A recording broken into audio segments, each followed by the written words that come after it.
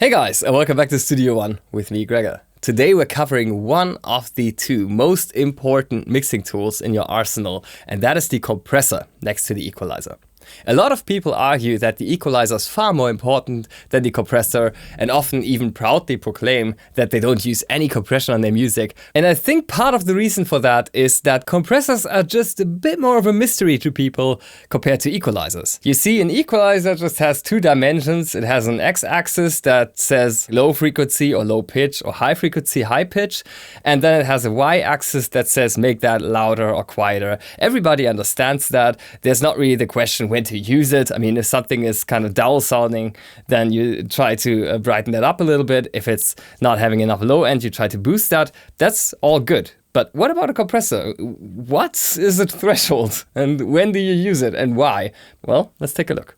So first things first, when do we use compression? For example, on drums like this. If you look at the waveform here, you can see that it's incredibly spiky, and that is because the transients, meaning in this case the kick and snare hits, are incredibly pronounced. But everything that's happening in between, like the room sound, the hi-hats, everything that's going on with the drum kit aside from kick and snare, that's super quiet. Right? So if you're listening to these drums in a car, for instance, the probability is quite high that you're not going to hear anything but kick and snare. Nothing else will come through. And if you're now thinking, well, hey, that's my drums and I don't want that, then congratulations, here's your first example for compression.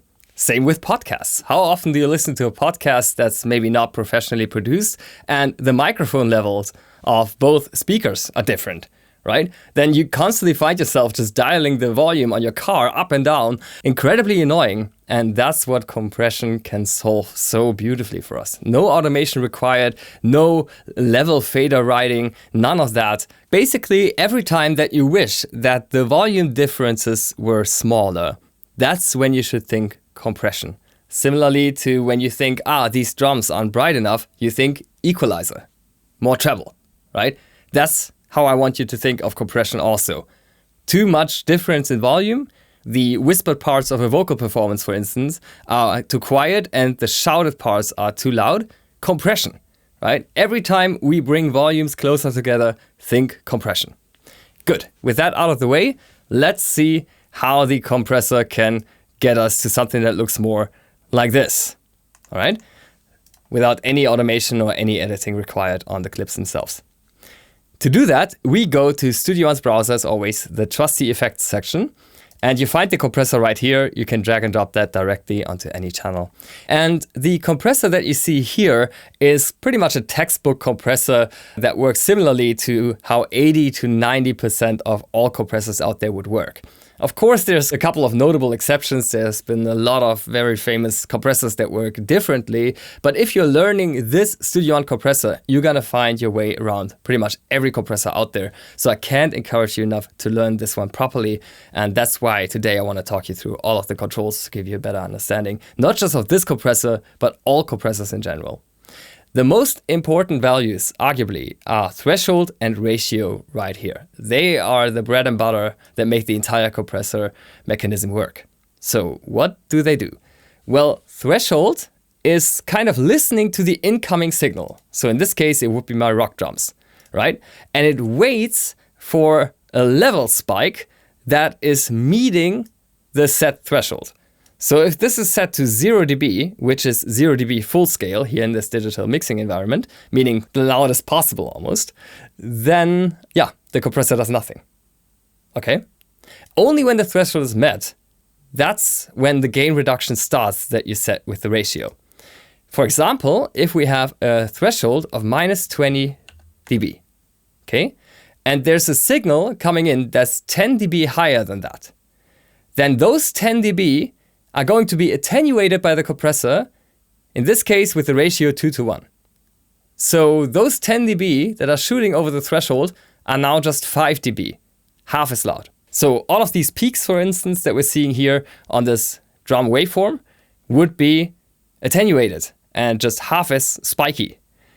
And after that, we go here to the makeup gain to make up for the gain that was lost. And you end up with a signal that has higher average loudness, but similar peak loudness. So you're not peaking any louder than you did before, but your average loudness is higher. Everything is a bit closer together. That's what compression is fundamentally. Now, this is, of course, a very simplistic view of compression, but it's fundamentally correct, right? And I think it's good to start with a simple concept as a compass that we can always go back to whenever you get confused by all of the specifics, all right?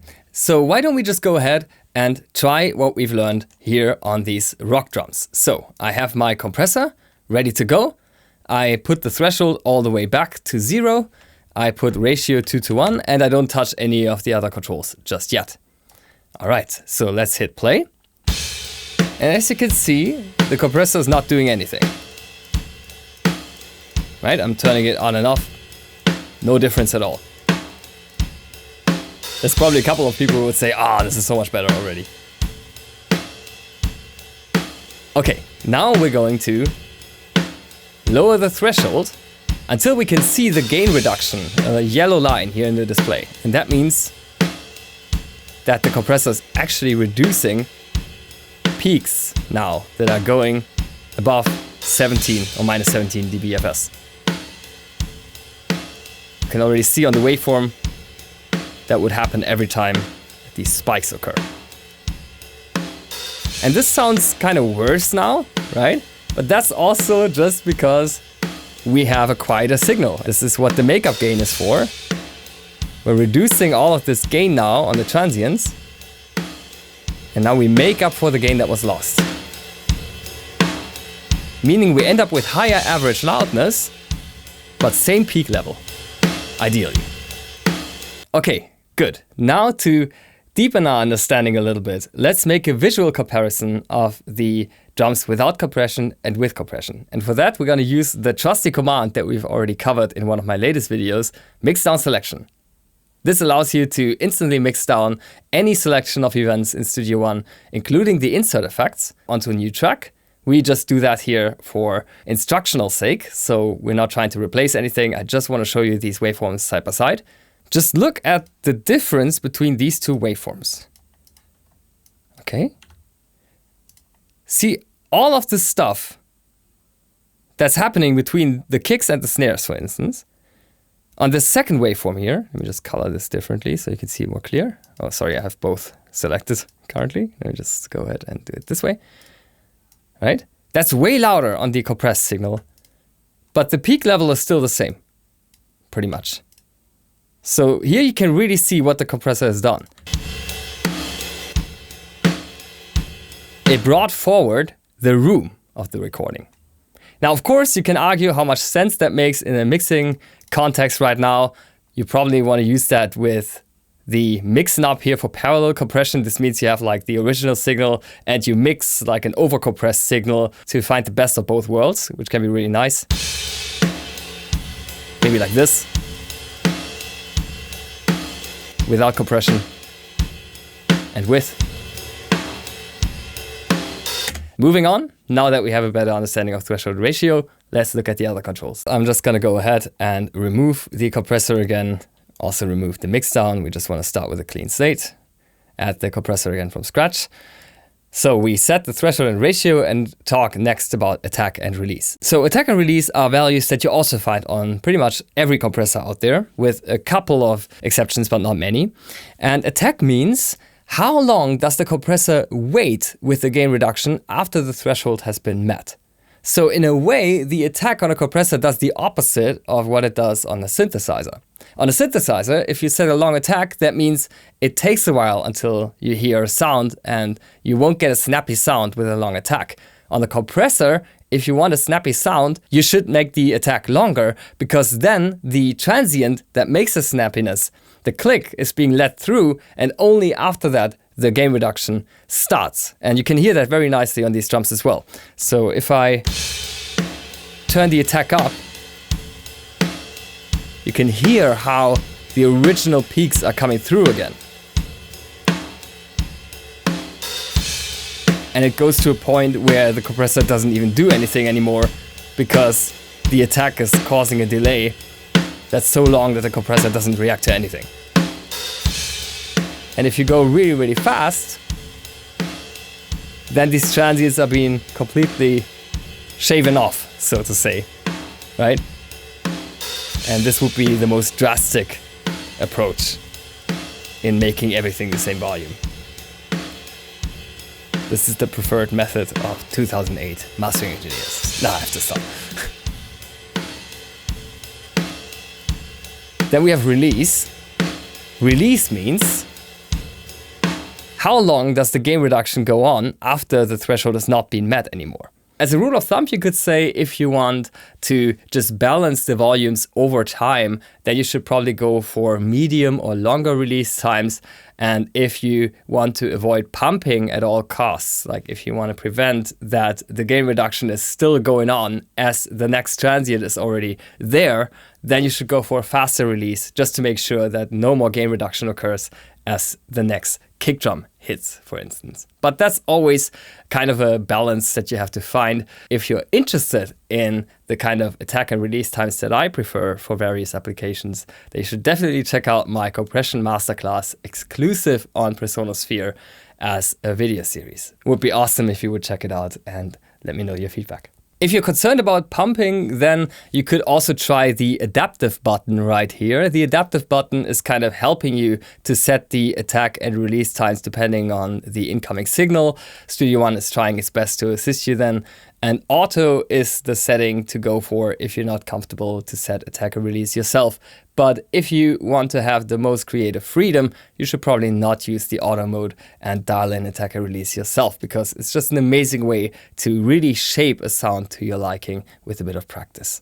Then we should also touch on the knee value here. So that's basically determining whether everything that goes past the threshold, all of that level, is being divided the same, or whether there should be a more gradual transition. And this is kind of another value that you can use to soften the compression a bit. With the knee all the way to 0 counterclockwise, you're basically creating a limiter behavior, especially when jacking up the ratio all the way to 20:1, which means that every decibel that goes past the threshold is being divided down by 20:1, so almost nothing makes it past the threshold anymore. But if you require these sort of brick wall applications, you should probably use the limiter, which Studio One also comes with, of course. Last but not least, I also want to touch on the sidechain, and that's really cool because this compressor features both an internal as well as an external sidechain. What does that mean? Well, external sidechain is up here, and this means that instead of listening to its own signal, it's now listening to the signal of something else, and that's triggering the gain reduction instead. The most famous example for that would be sidechain compression with a kick drum. So you would have a compressor that's sitting on the bass line, and it's not listening to the bass line but to an incoming kick drum. That would be sidechain compression, and I've already covered that in a couple of tutorials here in my playlist, and I'm also planning a new creative sidechain tutorial that's coming up in a couple of weeks, so I don't want to talk about that too much, not to spoil anything. And then we have the internal sidechain here, where you can filter out a couple of frequencies that might throw the compressor off. If you have like a couple of sub-frequencies that are triggering the threshold and you don't want the compressor to react to those, that's what you can set here. You won't need this often, but if you need it, it's quite handy, especially because it also comes with a listen function. That covers pretty much all of the controls on the compressor. Hopefully this is gonna be a helpful manual for you going forward, and hopefully you learned at least one thing about compression that you didn't know just like that before. Thank you for watching.